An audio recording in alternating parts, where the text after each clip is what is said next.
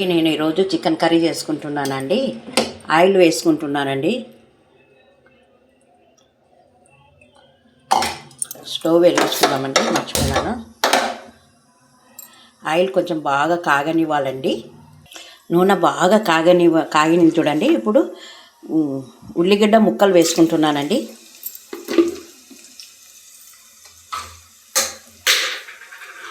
ఇప్పుడు బాగా కలుపుకుందామండి.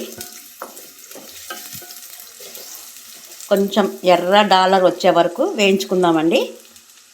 అదిగండి, ఉల్లిగడ్డలు బాగా ఎరుపు వచ్చింది చూడండి. బాగా ఎరుపు డాలర్ రావాలండి. ఉల్లిగడ్డలు బాగా నూనెలోనే మగ్గించుకోవాలండి. ఇప్పుడు కొద్దిగా అల్లం పేస్ట్ వేస్తున్నానండి. నేను పచ్చా దంచుకున్నానండి రోట్లో. ఒకసారి బాగా గెలుకుందామండి. అదండి, చికెన్ ఒక 3-4 సార్లు బాగా కడుక్కున్నానండి, శుభ్రం చేసుకున్నాను. ఇప్పుడు దాంట్లో వేసుకుందామండి.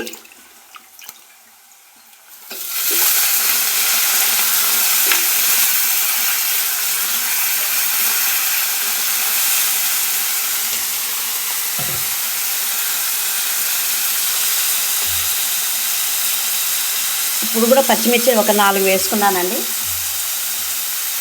కరివేపాకు కూడా వేసుకున్నాను. పసుపు కూడా వేసుకున్నానండి. ఇప్పుడు బాగా కలుపుకుందామండి, మగ్గించుకుందామండి. నీళ్ళు ఊరే వరకు 1 నిమిషం మగ్గనిచ్చుకుందాము. ఇప్పుడు ప్లేట్ పెట్టుకుందాం. అదిగోండి, బాగా ఉడుకుతుంది చూడండి. ఇప్పుడు మన కారము తగినంత అండి. ఎక్కువ తినే వాళ్ళు ఎక్కువ వేసుకోవచ్చు, తక్కువ కావాలన్న వాళ్ళు వేసుకోవచ్చు అండి.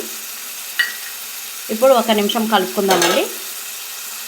1 నిమిషం మూత తీసుకుందామండి. ఇప్పుడు ఒకసారి కలుపుకుందాము. టమాటా ముక్కలు 2 తీసుకున్నానండి.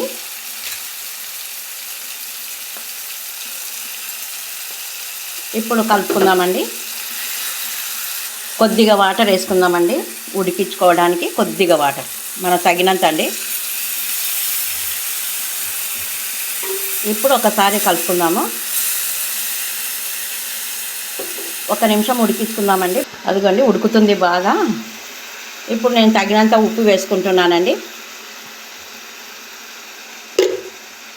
ఇప్పుడు ఒకసారి కలుపుకుందాము. ధనియాల పొడి వేసుకుంటున్నాను, గరం మసాలా వేసుకుంటున్నానండి. ఇప్పుడు ఒకసారి కలుపుకుందాము.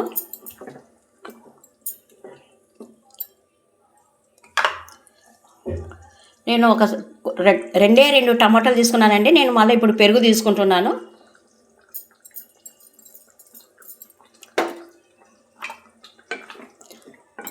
ఒకసారి కలుపుకుందాము. అదండి, ముక్క కూడా ఉడికింది బాగా. 1 నిమిషం ఉడికించుకుందామండి. బాగా కస్తూరి మెంతి నలుపుకోవాలండి.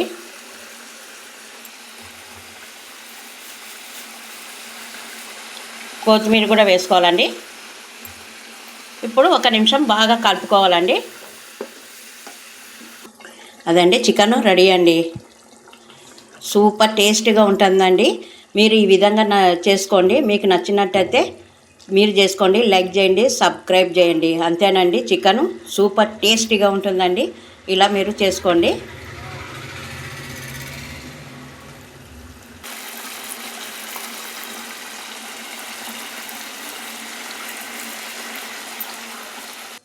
అంతేనండి, చికెన్ రెడీ.